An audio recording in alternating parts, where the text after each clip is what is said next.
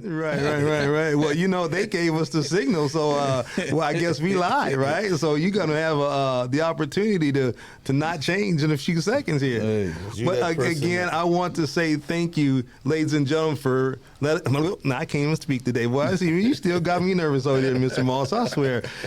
Ladies and gentlemen, thank you for again coming on and letting us bring you news that you can use. So let's talk about it Wednesday, where we are here each and every Wednesday from 5 until 6. Just unfortunately, we're getting a little bit of a late start. I was doing some things in the community that was extremely important. But anyway, we are here today, and we have an iconic guest member in the house. But before we kind of get to him, we kind of have to give you some housekeeping rules and hit you with that famous backpack. Yes, sir. We cannot go any further without talking about them outstanding links. Yes, they still doing their thing out there. I'm really kind of hoping that they can bring home, to Minnesota, another championship. Don't say a word, because I see it all in your face. I already know what you're about to say. That'd be about the only team that we'll get a championship from. We respect them hot links. But, we had the first preseason games, this past weekend. The Vikings look okay. I like the takeaways. I was hoping that they would put a little bit more points up on the board. They seem to kind of struggle with stopping the run a little bit. But again, we know that these are the individuals that's trying to make the team and make the cut and so on and so forth. But I was pleased with the outcome. I don't necessarily know what your Steelers did this weekend. Well, now that you brought it up. Yes. Steelers got that win in, of course, and we were filled with so much talent on the field that we walked away with that W. But it was nice to see the Jaguars come out. He got a historical kick, for 70 yards, field goal. So I can't wait to see that during the regular season, see those guys do that. But, we looked good. Everybody looked good. There was better play than we expected, on the field. Every time we touched the ball, we were advancing. We got a chance to work on some passing the ball. The run looked good. This was the first year in a long time I felt really good about the outcome. So everything was clicking. Okay. Well, we cannot go. We have to acknowledge the Browns. Yeah. And the quarterback. Yes. Mr. Sanders. Mr. Sanders. He did his thing. The other brother did his thing as well. It's truly tragic on how that man slipped from first to second place all the way to, back in the fifth round, someplace. But I see him doing some very remarkable things, for Cleveland Brown organization. And, I think they got some work to do over there still. But I think it should be a good season, for the Browns. Yeah, we're looking at facing them again as we do every year, and we expect them to come with the talent. But we're ready. We're ready to go. So they're in our division, they're in the AFC North, so we're looking forward to playing them boys. And, we got a little something from Mr. Sanders. We're going to still show him love. We're going to touch him up a little bit. Hey, man, without further ado, man, I'm going to go ahead and turn on over you, man, so you can hit him with them housekeeping rules and that famous backpack so we can get to our iconic guest today. Yes, sir. Yes, sir. As you know, we're here every week on Wednesday from 5 to 6. So make sure you're checking in. Check us out. We expect that you respect everyone's answers and questions. Remember to be respectful at all times. If you need to get in touch with us, you can inbox us or text us, and we'll do our best to respond back to your comments either on this show or the very next show. As you know, we start and end the show with the backpack. That famous backpack. That backpack consists of making sure you have your driver's license and insurance before you get in that vehicle. Remember to place them above the visor. That way it's stopped by law enforcement. It's easily accessible and won't be mistaken for a weapon. Remember to stay calm. Keep your hands where they can be seen. Allow the officer to go through his spiel. And as always, make it on home to your loved ones. Same thing when walking down the street. Make sure you get your driver's license or ID where it's easily accessible. Remember to stay calm.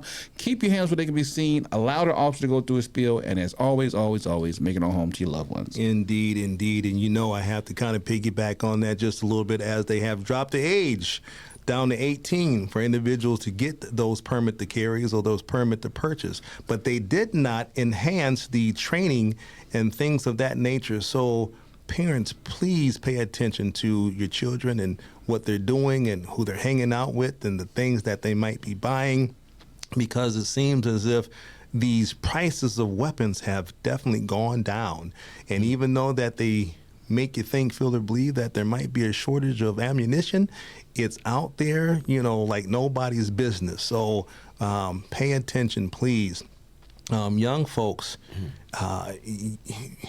there's a lot of accountability, responsibility, and legalities, when it kind of comes to being a positive and productive firearms trainer, owner, and a lot of folks are not training individuals on that.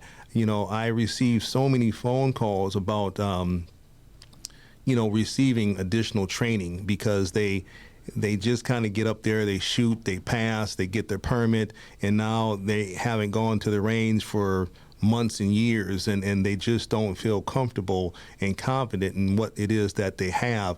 And sometimes people have weaponry that is too powerful for them. There's a lot of different factors. So if you have any questions in regards to that, please feel free to reach out to me, and I can definitely get you in contact, with the right individual. With that being said, we have an iconic, member of Minneapolis, primarily North Minneapolis, that has done so many dynamic things within our city, within our community. None other than Spike Moss himself. I am sitting here, with a legend, and I can't believe that this man got me nervous over here. I'm tongue-tied. I don't know what to say, but this is only about the 100th show that I've done, Mr. Moss, how's it going, man? Real good. Good. How you been, brother? It's been a long time. I've been well, brother. A lot of great things happened to me in the last 3 years. Okay. Doing well. Good. Well, I've been honored to kind of, see you in the community here, a lot recently, coming in, doing various different business and things of that nature. So again, it's always a pleasure. But, as you're talking about doing things in the community, what's some of the things that you've been kind of involved in the community here recently? Well, in my career, it was civil rights, human rights, police brutality case. I was going to 3 prisons a week for 39 years. Mm-hmm. I was speaking at 2 groups a week for men who were chemically dependent. I'm on my 44th year. Okay. I also did prisons across the country. I also engaged in gang summits here and across the country. Started the gang summits way back in the 90s, 93. And my work was to just open up avenues for us, and I'm very consistent at that. So today, I try to push the young people to continue to do the work that I was doing, that we might go forward in more ways as a people. And so I'm really trying to get as close to young people in the last year or two that are trying to engage, and that you understand what you need to engage in to further a better life for your generation and the future generation. Absolutely. I thought that we did one heck of a job when it was our turn, but you have to pass that baton, so you have to get them young people ready. Absolutely. So how do you think, when we're talking about young folks, because, we kind of hear and see, a lot of our young folks that struggle, in a lot of different areas when it kind of comes to this thing called life, right? Yes. This new thing that they call, life be lifing. Yeah. How successful, has things been being able to reach, these young folks? It's a lot harder now. We can't lose track of a few things that have created this dilemma for these young people that are not normal. I would start with Ronald Reagan. He made a decision about 1981, 82. Okay. He went on TV and said, if you can go to the bathroom, feed yourself, we should no longer take care of you in an insane asylum. He immediately closed all of them. He dumped them on the street. They were in parks, on benches, on the ground, in bushes. They were in abandoned buildings, cars, houses. They were under bridges. They were down in the sewers. And then we lost track of them because we renamed them homeless people. Now, what's important about that, they made children, mentally ill people all across the country. A few years later, a white male went on TV and said there's a new drug coming. It's going to be called crack cocaine. He said 25 to 30 years from now, you'll see those women and their children. They will have learning disabilities, can't sit still, anger management issues, and they struggle to think when they have to think on their own. They made children. When children wouldn't sit still in school, they gave them Prozac, Ritalin, and a few other medications to get them to stay still. They made children. Those three pots are more responsible for what's happened to these children today because their parents were affected by one or two or three of those entities. And so when you look at them, that's why they can't connect. Their reality is not yours. Most of them have moms. They don't have mothers. There's a difference. Mom gives birth. Yeah, absolutely. But that mother tells you, put your shoe on your foot like this, son. Tie it up like that, son. You got your shoe on the wrong foot. Button your shirt up. A mom, she gives birth. She might not give you any instructions. To prove that, that's why you see 7, 8, 9-year-old kids out of the house at night when they should be at home in bed. That's why you see them 11, 12 years old in stolen cars driving through the cities of Minneapolis. How did you get out of the house? How long have you been driving stolen cars? You drive them long enough to drive from the suburbs into North Minneapolis? You've been driving stolen cars for a while. So you're looking at a situation where, when I was a kid, there was a movie called Frankenstein, and Dr. Frankenstein made that monster. Right. The things I just said made this monster. And that's why these kids ain't on the one. They're already damaged in the womb. They're already damaged before their birth. If you're touching drugs or crack before you get pregnant, when you get pregnant, and then you're 9 months, look for that kid to get hit. And too many of them are getting hit mentally. Right. So it's hard to get them where you want them to go unless you're going to take the time to see where they're at to get them where you want them to be. It's very important to black people that we have a real mother and real father to give a child a chance at instruction, possibility, opportunity. You plant the seed. When you don't have that, you got what you see today. You got children all over the street. You got children touching drugs far too long, alcohol far too young, cigarettes every day. You know, their whole the numbers are too large across America of children that have been affected this way.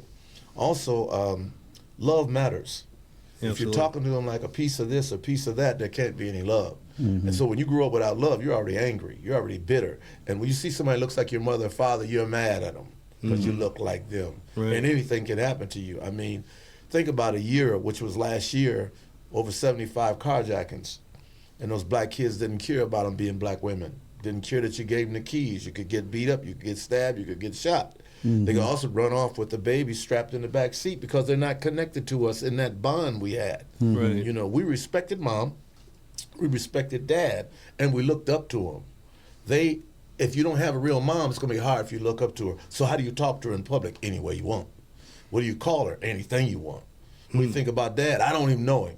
You know what I'm saying? So it's an anger out here that has to be addressed along with trying to make changes to help them do better. We got to look at it in the real and address it. Yeah, absolutely. And with that being said, you know, we have, you know, the new school year, you know, upcoming school year starting here real soon.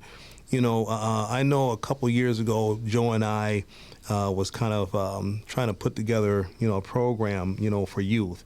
And we had met with a couple different schools. And, you know, one of the schools that we met with, you know, they were talking about, you know, the various types of trauma, you know, as far as, you know, things that are happening in the home, you know, things that are happening outside the home, and which included, you know, gangs and drugs, and like you said, absentee parenting and things of that nature, and how these young folks had to travel from point A to point C, if you will, and they had to go through point B in order to get there. And there's a lot of different factors that kind of came into play on if they were able to make it safely, right? So, but when we were kind of talking to him, he was talking about one of the only recourses, and Joe kind of refreshed my memory here. One of the main recourses that they had was to suspend the child. That was their way of basically dealing with, or whatever, you know, what this child may have been kind of going through. You know, and it seems as, or it appears as if these issues and concerns that we are seeing in our school has, it's tenfold. It just seems like we're always kind of seeing troubled things happening in our community, happening in our schools, which, now a lot of these junior highs and high school kids are catching the city bus to school. And now these city bus and the Metro Transit are having issues, during the school year. And so then when we talk about, being able to reach, our youth, right? And all of these different things that you're talking about that impacts our youth. What is it, that we might be able to do, for the young folks, for the families, for the schools, to be able to kind of make that connection, so then therefore we don't have that severe disconnection? Well, we have a severe disconnection because it's like a doctor. You don't just go to the doctor, you go for a reason. And we're not doing that for these children. We see the symptoms. Like what you try to do with school. I had already sit down with the commissioner to tell them before school was out, sit these children down before they go and plant the seed of the direction you want them to go for the summer. When they hit the street, they're going to get right into what everybody else is into. That's a good idea, and then they didn't proceed. To your point, on the way back, we need those programs in there. The Hennepin County Commissioners can give us the money to put those programs in those schools to impact those kids.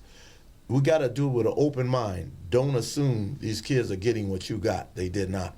Don't assume they have a real mother. They do not. Don't assume many of them have a real father, or do they even know him? They might not. So when you teach them, you want to teach them what parents would have gave them to make sure they understand that they matter, they're important, and somebody cares about them. If you walk around the house and you're disrespected all day, every day, you think so little of yourself, you can't wait to disrespect somebody else. Our mothers were mothers, real mothers, who called you by your name. Don't jump on that couch, you could get hurt. You do it again. Didn't I tell you not to jump on that couch? Now, when she catches you the third time, before she spanks you, she's going to call you by your whole name to make sure you know I gave birth to you. I know who you are. And you're going to get that spanking. Right. This mother will call you all out your name and then tell you, just like your so-and-so daddy, you ain't such and such either. Yeah, absolutely. And so we have to put back what's missing. You probably had lunch, dinner, maybe even breakfast. You probably had it. Think about a kid that is raised on only junk food. Right. Where is his brain? Absolutely. Where is his body? If you look at football today, you talked about it. How many boys you sit out there looking like a broomstick now? They come from them homes. It doesn't matter if they can play ball. They're going to get hurt real easy because it takes muscle, weight, power to play football. All of them are string beans. A lot of them going to get hurt in the beginning of the season, middle of the season, because they don't have nourishment, they don't have vitamins. And the tragedy is, whether we admit it or not, too many of their moms can't cook. So you run and get a bag of junk and give it to these babies, pop, insert to drink, but you don't give them nourishment. Just like you don't give them love, you don't even cook properly for them. Indeed. Black people for generations, the dining room table was extremely important. We didn't just eat. That's where we discussed, did you do your chores today? Did you do your homework today? We have it all at that table while we eat. They don't have a table. He gets his bag, run to the corner where he wants. You get your bag, run to the corner. Where's the bond now? To discuss your well-being, your education. And so any organization we can build to put back things they normally would have, that's what we have to do. This is a generation living without church, without God, without religion, without hope. You're 8 years old. The next kid is 6 or 7. The next one is 2 or 3. And your mother tells you, I'm going down the street, lock the door, don't let nobody in, I'll be right back. You scared to death, noise at night, you in there 8 years old. You will do this. Hello, Big Mama, you come and get us. Mama done left us again. You done learned she ain't coming back. You making a call. Come and get us. That's too much pressure on a child. You walking out of the house in Minneapolis, like that little boy, he was in the car with his older brother, 12 years old, the other one was 11, he's 8. When they ran from the police, he lost his life in that car, 8 years old. How do you get out of the house? There's nobody to ask for permission to leave the house. If I wanted to go outside and play, I had to ask my mother. She said front yard, backyard. If I was big enough to go to the park, I had to ask my mother. yes or no, and be back before dark. They're not going through anything we go through. Right. And so it's sad, but the people outside of the family have to give back what the family's supposed to give them, or we lose altogether. Now, when you're talking about giving back and things of that nature, Joe, you have said this best on numerous occasions. Is you have to be able to give these young folks something greater or equal. If you're going to be taking something from them. That's right. You have also stated, in past, when we're talking about, the youth, in general, and, running for Hennepin County Sheriff, how important, it is to make that connection, with, these communities, with the parents in the communities, and being able to have these perhaps shop with a cop programs, how it's important to have these school resource officers, back in the school, because this is where we, make, those relationships, build those relationships and kind of get to know what's kind of going on, within some of those households. Yeah, I always say you got to start with the truth. Spike was right on the point with Reagan, because Reagan was the father of crack in '85 when he was trading guns and Contras for cocaine and bringing it back here. And he had a master plan, which was basically he put Nancy out in front. She says, say no to drugs, right? And while she was saying no, he was bringing them here by the buttload. And the unique part of that is that the drug awareness ready education program still exists, and we're not even acknowledging where it came from. And so it really impacted our black community, because a lot of those drugs, they gave away free in our community, because you have to create the market. Right? And so nobody taught us as young men that, hey, you know what, you're looking at Nikes and jeans and that. You're not even realizing that you got to destroy your population to create the market. Right? And so here you are, a young man living in the projects with a shiny car, new shoes, and your mama's still living in the projects, right? And you're not even, the mentality isn't there to advance where you should be trying to move toward, right? You caught up in the trinkets. And so what's happening is, like Spike said, years, generations of this, these are those parents that were affected by the drugs, the crack, and the meth and stuff around. These are the outcomes, and so they don't have any values, no core values. Now, this last generation, unfortunately, they're being raised by the cell phone, right? Because the parents are handing them cell phones and tablets and sitting them in front of the kids, exposing them to video violence, right? And that video violence is carrying over into the communities. It's hard to have a conversation with a child who has never had boundaries. Right? Who've never had values instilled upon them. So when I tell people all the time, the way to fix this is not by arresting people, because these are family members killing family members, friends. These ain't strangers. These are kids that they know, right? It's not random shootings. And so in order to address this, the parents have to begin to set boundaries. But we got to figure out a program to teach the parents to parent.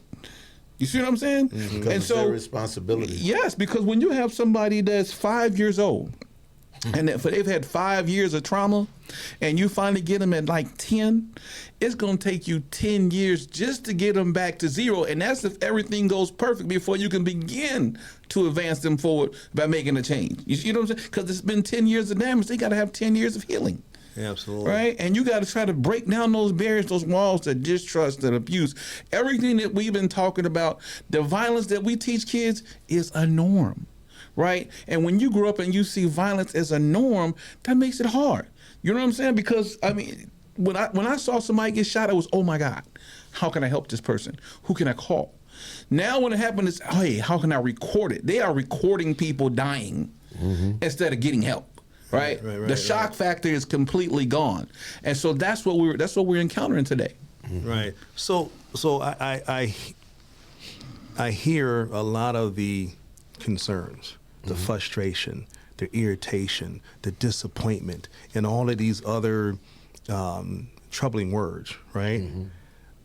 But if we were to perhaps leave these young folks, along with parents and the community, with some form of hope, right? Something that they can kind of hold on to, something that they can kind of build from.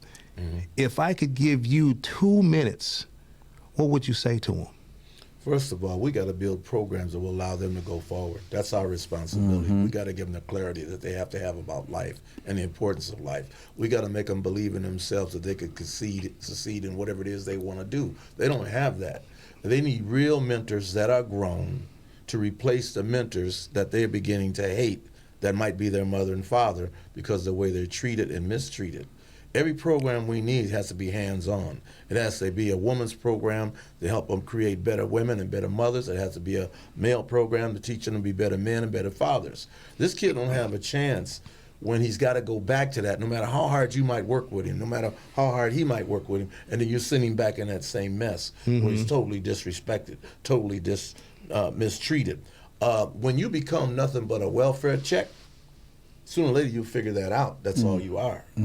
So in order for them to have hope, someone who looks just like him has to reach out and show love. Right. You know, give you an example. You don't know Bobby Lau, but Bobby Lau was our best jazz entertainer in the state. And Bobby Lau went to Japan. He won the Yamaha organ contest. He got a $10,000 organ and record deal. I said, Bobby, congratulations. But there'll never be no new Bobby's doing what you do unless you come back in the community and teach these kids. When we started that music class, he went and got Gene Hubbard, who was our best jazz drummer, Jerry Hubbard, our best jazz guitar player. They went and got Amner and them brothers who learned how to play horn in the prison. We opened a free school. We were dropping 8 bands a year, and hundreds of kids learning how to read and write music. Each kid could play 6 to 7 different instruments. Our most famous student was Prince at 12 years old. Pierre Lewis from St. Paul, who played for the Commodores, 12 years old. Jimmy Jam, Terry Lewis, 13 years old. All these kids, Andre Simone, 12 years old. You know, all of them came through because you gave them something they wanted to do that they liked and they loved. It didn't mean we knew how famous or how big they'll get. We gave them something that touched their heart.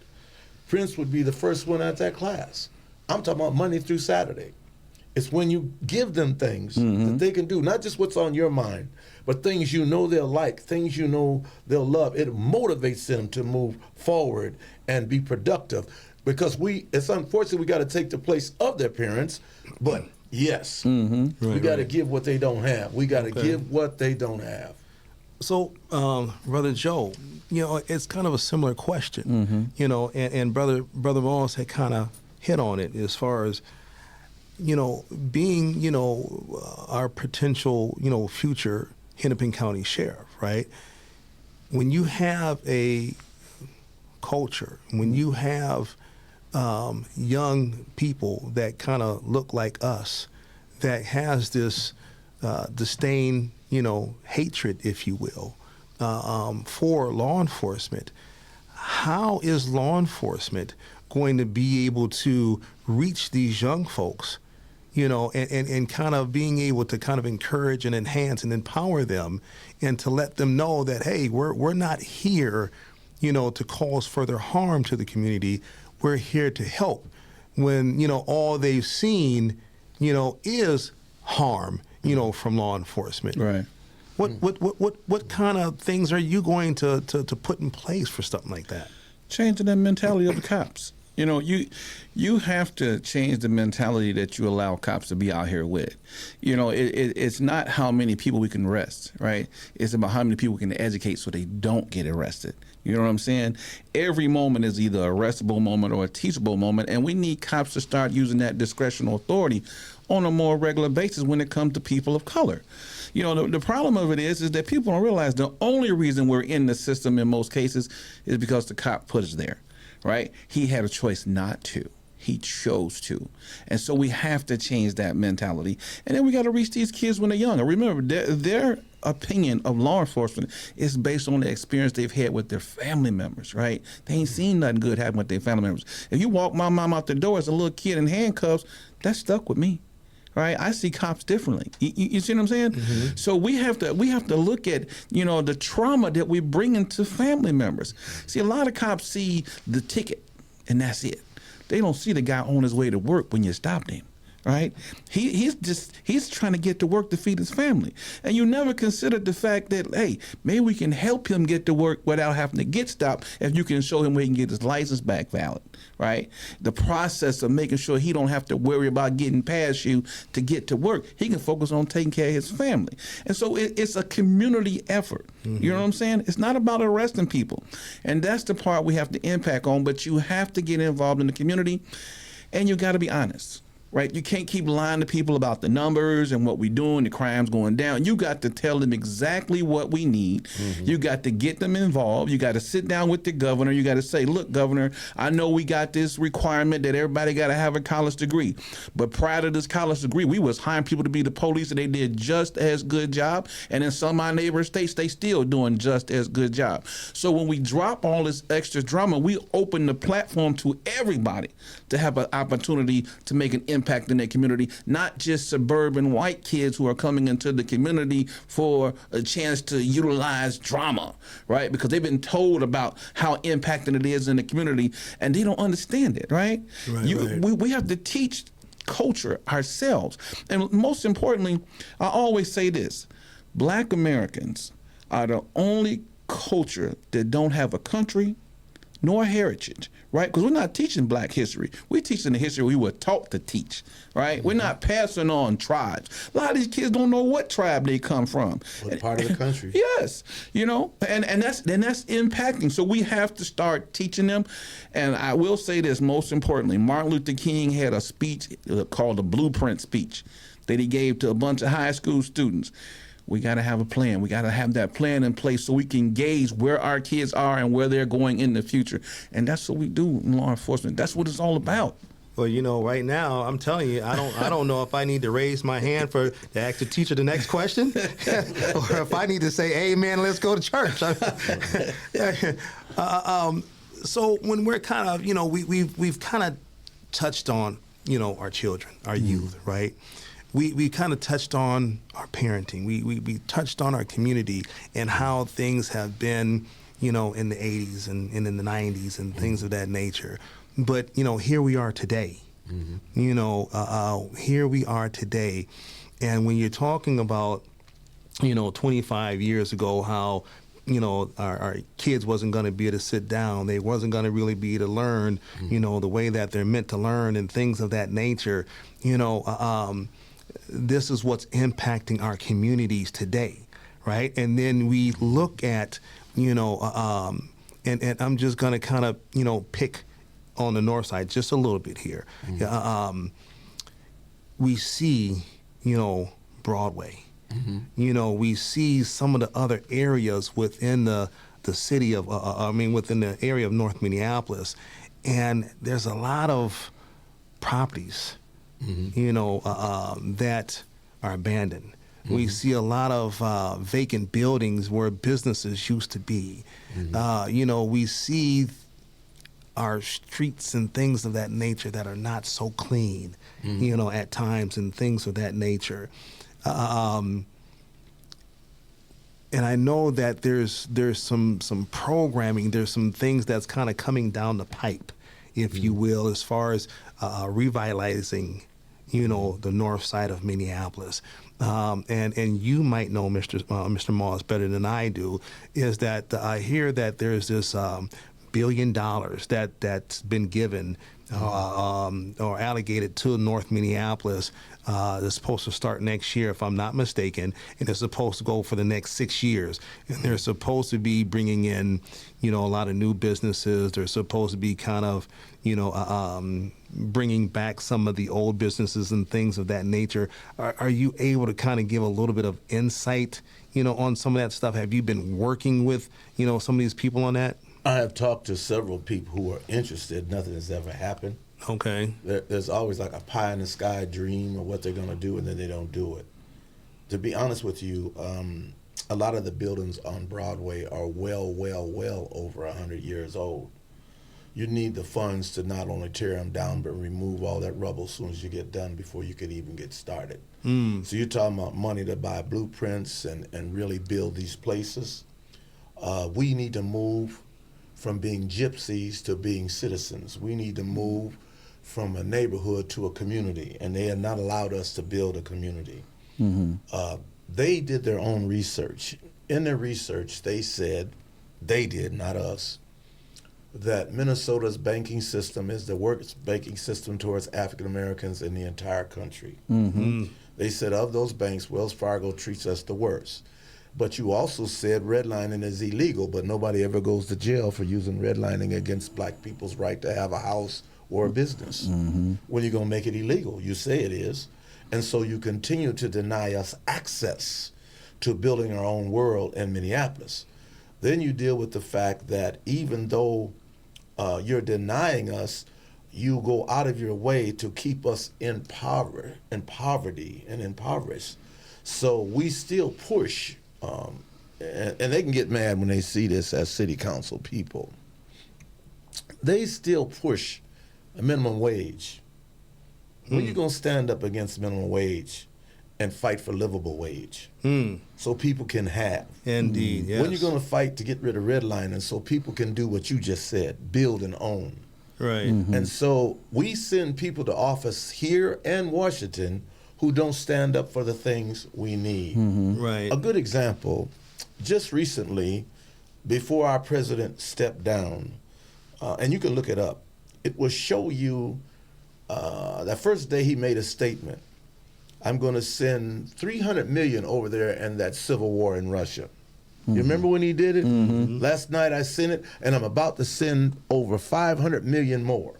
So when you go in your phone, you can see exactly how much they've already sent to that war to people that are not taxpayers here or citizens. However, in Minnesota, we put in over $400 billion a year. We can't get back 25 million, 10 million.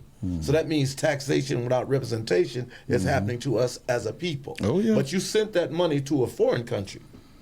So why can't we have some of our $4 billion we put in this state alone, and the billions on top of billions from one end of the country to the other? You can't say you don't have it. You just send it to Russia's war, which is none of your business. So we got to think like that, and our leaders got to think like that to change our destiny and our future. So if you got elected at the city council, put it on the table. If you got elected in Washington, D.C., put it on the table. But you're not saying anything to change anything that keeps our dilemma where we at. The programs they send us are programs that maintain poverty. They're not programs that lift us up and move us forward. When you talked about that, President Trump, you say you're going to take the money from black colleges. That's what sent us forward. Why do you want to destroy it? You don't want us to go forward because the history is this. I see your rise as my fall, so I'm not going to allow you to rise. And we got to have people who run for office who not only just sit there and vote for stuff, what about our stuff? We want to build in our own neighborhood so we have a community finally. See, when Cubs leaves, old folks got to walk to Robbinsdale to get groceries. You already got to walk to get your medicine because you have no drugstore. You might as well rebuild all this and have it yourself out of money they've been owing you for decades. And that ain't got nothing to do with reparations. It's got to do with our taxation without representation, period. And we could change Plymouth Avenue, we could change Broadway if we would stand up for ourselves rather than just vote for their stuff and never vote for ours. If you say the cost of oil is going here, the cost of food is going there, that's why we want livable wage. Because minimum wage, I'm here and the food done went there. The oil done went there, but you keep me here, which means I'm more and more impoverished the higher it goes. So the rich people get their wish, the working people at the bottom have nothing to come back up. So I'm saying, and the politicians that hear me, it's time for you to fight for what we need as a people. Don't just sit downtown glad to have a seat down there and an office down there. Put real agenda stuff on the table. We've had too many generations of minimum wage. It's time to have livable wage. See, when you say to a black woman that with children, I'm not going to give you a loan for a house of $500 or $600 because of your income. You say she doesn't have enough income to have that mortgage. But then you turn around and take that same woman with 3 or 4 kids, put her in a single bedroom apartment, and charge her $1,000, $1,250 a month and never even bring up her income. But you keeping her impoverished. You keep her to have land and a home to pass on to her children. So we need politicians that understand that and fight for what we really need and stop just fighting for their stuff. put on the table our needs. Let those black mothers have a home where their babies can play in their own yard instead of a hallway in an apartment building. Right, absolutely. We got to think like that. We got to think realistically. We're so far behind. Now, I will admit, he's in our head to stop working together. He's in our head to stop supporting each other. You see what I'm saying? We gotta have organizations that clean that up. But the bottom line is that we have to fight real changes. You can't go on TV and say what you're going to take from us, and the people in Washington ain't had one press conference. You're going to take away Medicare. You're going to take away Social Security. You're going to take away people's pension. Well, see, the problem of it is they keep acting like Trump is a god, and the people don't want to realize the realization of the power comes from the people, right? And you perfectly on track with that, Spike. When we have people at our government offices asking for the wrong things, right? Now they'll ask for dollars of color. But in color, you're including Hispanics, Native Americans, but you're not wanting to give Black Pacific dollars, right? Or you're setting up the grant so that we have to go to other white organizations and qualify to get the funding. So we do have to have politicians who aren't afraid to stand up and stand out. We can no longer accept going along to get along. You know what I'm saying? They're glad to be there. Yes. That ain't what we need. We need to bring the bacon home. Yes. That's how you feed the babies. So when we're talking about bringing the bacon home, and we're talking about, individuals being put in positions that's truly going to be able to kind of willing to stand up and be that pioneer. We talk about being a pioneer, and it's not easy being a pioneer. And I'm sure that you truly understand, because you definitely, are one of those. Right? And you have young folks like Mr. Banks and myself that's trying to follow in your footsteps, so to speak, as far as being a pioneer, and not trying to not continue to go along to get along, right? So when we talk about voting, and Banks, running for Hennepin County Sheriff, we talked before, as far as when we're talking about bringing things in our community for us to have what we need to have. Joe, you said this before on how important it is for individuals to kind of know how to write a bill, and kind of know what it means and how it is to kind of get that bill passed and all that other type of stuff. When we're talking about programs, financial literacy and things of that nature, these are the type of things that I believe our communities are missing. Yeah, I mean, it's important that we teach economics to our kids, because our kids have learned about riches, but they have not learned about wealth. And generational wealth creates power, right? And so we have to teach them about Black Wall Street. It's important that they understand who Spike Moss is, how he came to be. Why don't you know him? Because that's an important part of your history. The things that he did in his generation to get you the basic things that you take for granted, you don't even know. Right? You take those for granted. When I was coming up, it was important. My mom used to tell me education was key. You're going to get a high school diploma. You're going to go to college, right? That was in place. It was there. These kids don't understand the importance of education.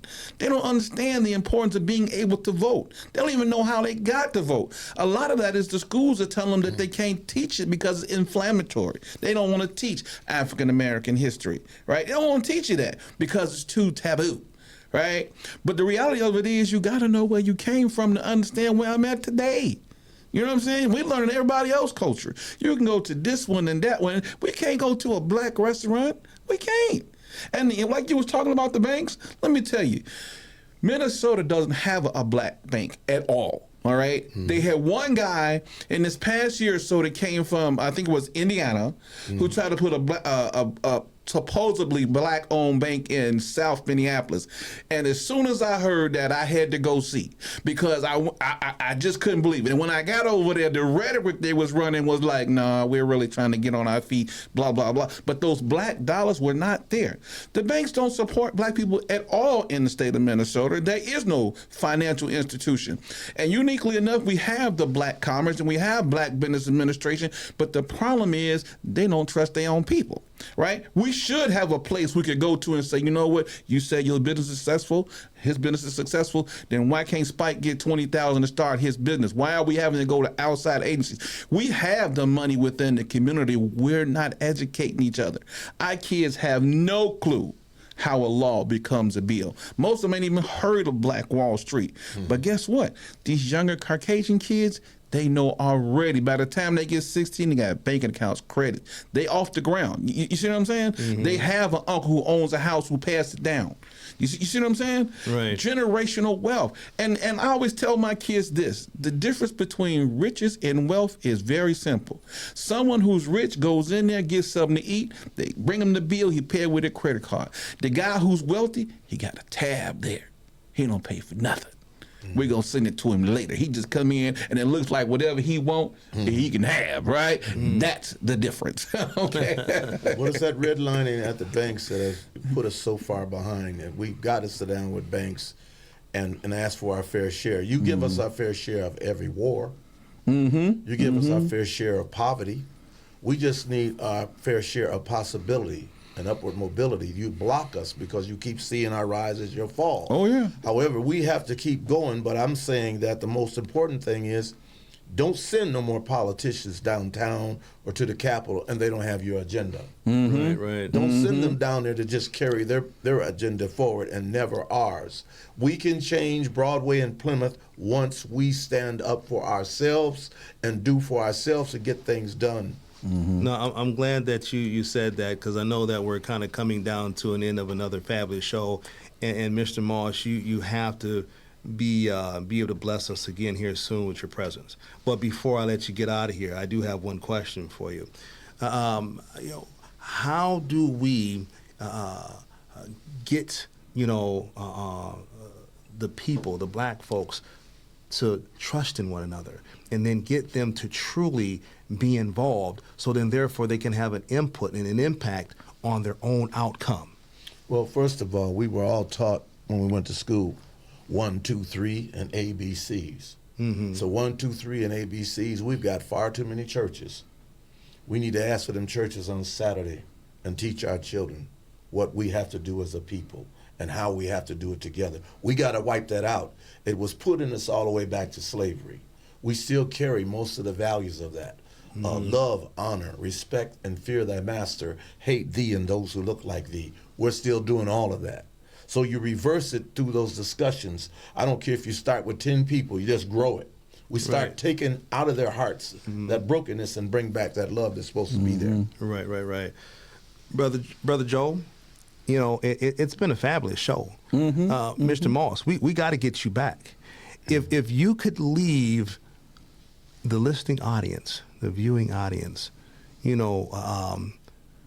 with something that's meaningful to them, something, again, that's powerful, something that can perhaps get them to tomorrow and even maybe beyond, what would that be? Keep God at the base of what you're doing. As Jesse Jackson said, keep Cope alive and be that change. We have no choice. Indeed. Thank you. Well, my brother, I really appreciate you coming on.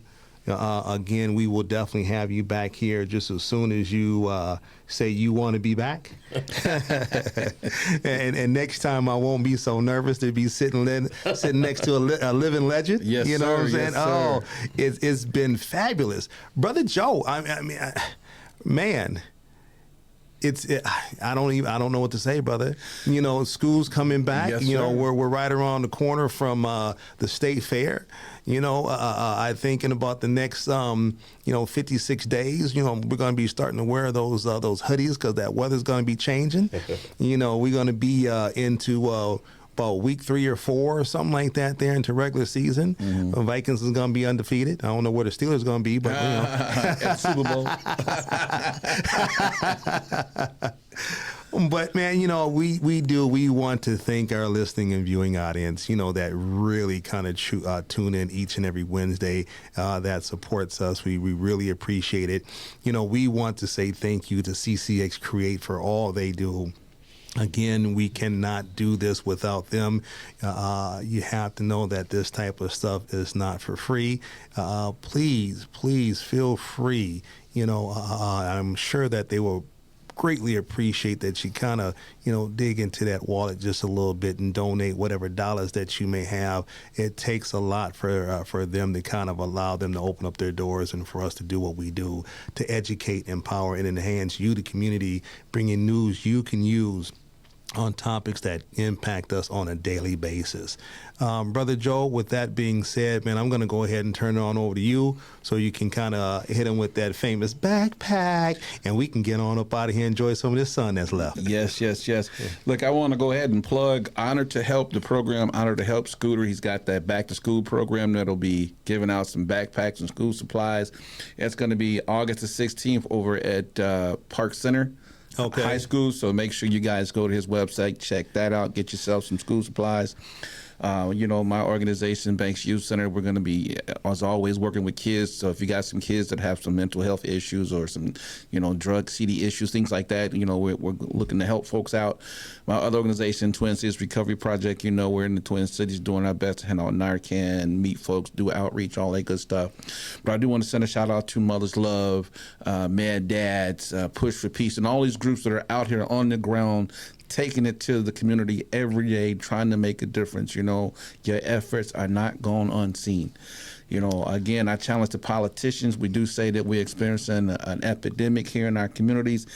Let's bring the shop to ground zero. Let's set it up. Let's save some lives. I just want to see us do better out there with our community. To save these people that I'm seeing in the streets, laying on the ground, sleeping, all that stuff. You have to get out here and take a tour of our city to really understand what people are experiencing on a day-to-day basis. Indeed. But before you hit them with that backpack, and I'm sorry, I have to say this here, as we have all these organizations that have boots on the ground, that have been given all these different funds and things of that nature, you said it earlier, we need to, or they need to be a lot more transparent and honest with where those monies are going. Mm-hmm. There's been a lot of questions, pertaining to that. I just received a call just this past week in regards to entities receiving, millions of dollars, but not necessarily meeting any of the goals, that they set forth, for these people in the community. And there's various different investigations and things of that nature that's going on right now, pertaining to that. So Mr. Moss had talked about it, earlier about, living in poverty and things of that nature. That does not help. Our cause or our situation, but that is, another topic for another time in the show, as we will have Mr. Moss back. Like I said, a lot of those organizations, unbeknownst to them, it was a setup, and people, they just didn't really understand it. When you give out millions of dollars without, hold on, let me when you hand out millions of dollars and you don't have the proper agenda for people to actually follow, you don't have a game, an output and an impact, and then you want to come back and bitch and moan at them because of the fact that they don't have proper training and things of that. That's called a pilot program, and we do have to do better. Mm-hmm. We do have to do better, but as professionals, when we hand out money, we should have in mind an expectation of goals that these people should meet. And unfortunately, what we did when the COVID hit and the George Floyd murders happened, we basically threw money at it without a foundation. Absolutely. And so I'm not shocked that the money's not accountable. But at this point, what I want to see in place is a foundation of here's how we're going to do it. This is what's going to make it better, and I want to see better statistical data to show that we're having that impact. But you got to get on the ground, and you got to be out there with these people to find out how what you're doing is affecting them. And if they're not in the room when those conversations are being talked about, and I'm talking about the people that's being affected, they have to be in that room. Okay. They have to be in those rooms when those conversations so they can say, look, Spike, you came over here last week, but I didn't get no apples, right? I know they said they handed out 300 apples. I ain't getting no apples. And Tamika didn't get no apples, right? So we have to know who we really affecting in the community to actually have that difference and that outcome. And it is true, those investigations have created a lot of shadow. And one of the big things that I did see is even in the recovery organization, we were impacted because they changed from being individually contracted to having to have people attached to companies. And the result of that is we had thousands of people that now are going untreated because of that. And the representative who came out with that bill change wasn't even from the community. So we have to pay attention to how this type of stuff is. It's a passion for mine. We're gonna save that for another topic. As we kind of dive into that again, Brother Moss. Thank you for showing up and being part of this. Again, please feel free to come back anytime. Brother Joe, hit him with that famous backpack so we can get on up out of here. I can't forget this last one, though. Oh, Lord. Spike, congratulations on the street name. You didn't know they named the street name. So I do want to... recent birthday? Yes. So I want to congratulate you on that accomplishment. It's important for me to be here, to be a part of history, to see you accomplish something like that. And I think we need to just explain more and have more view out there for our community to see, so they really understand what it was you went through to get them to where they are today, right? Indeed. All right. So I'm going to wrap it up with this final famous backpack. All right. That backpack consists of making sure you got your driver's license and insurance with you before you get in that vehicle. Remember to place it above the visor. That way, if stopped by law enforcement, it won't be mistaken for a weapon that's easily accessible. Remember to stay calm. Keep your hands from be seen. Allow the officer to go through a spiel, and it's always make it on home to your loved ones. Same thing when walking down the street. Make sure you got your driver's license or ID where it's easily accessible. Remember to stay calm. Keep your hands so they can be seen. Allow the officer to go through a spiel, and it's always make it on home to your loved ones. This is a very important backpack, folks, because I always want you, no matter what the encounter with law enforcement, to make it home to your family. If it's a negative, something you felt was done wrong, we can discuss it, take care of it in a more safe environment. But the goal is to survive the contact with the officer that you made contact with. All right? With that being said, it was a great day today. We talked about a lot of great stuff. Spike, man, it was great having you. Indeed. All right? My name's Joe Banks. And I'm Anthijuan Beeks. And we just talked about it. Peace.